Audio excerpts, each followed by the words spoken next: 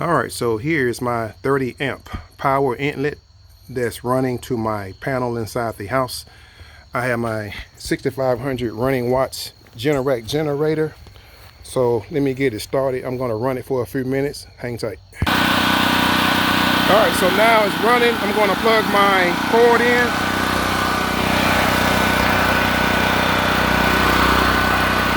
I'm going to put the camera down for a second. So here's the 30 amp breaker that's going to the generator. Cut it on.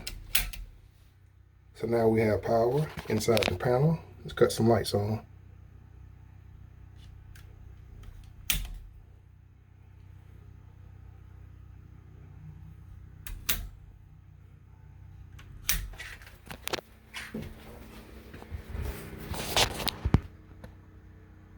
And voila, I got electricity in the house. I am running on generator only.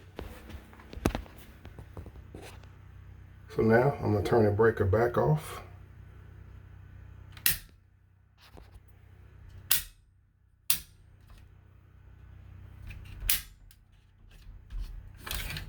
Everything is off.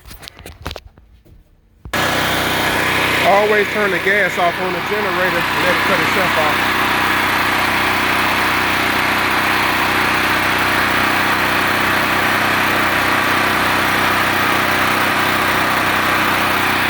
By doing this, you drain the carburetor so stale gas won't be sitting in the bowl of the carburetor. That should cut itself off in a few minutes.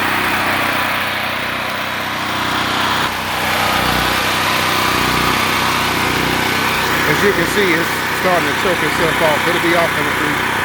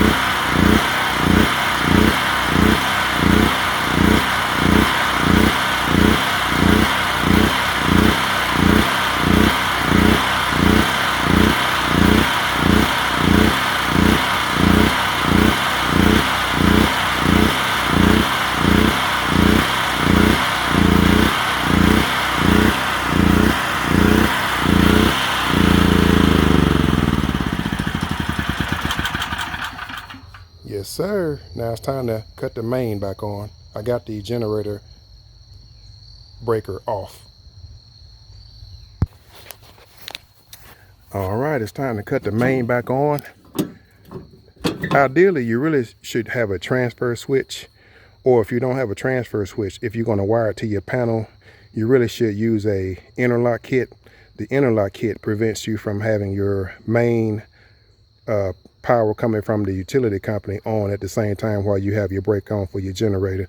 It keeps it prevents it from backfeeding back in the street. But I'm the only one that will be doing this, so I will keep this locked.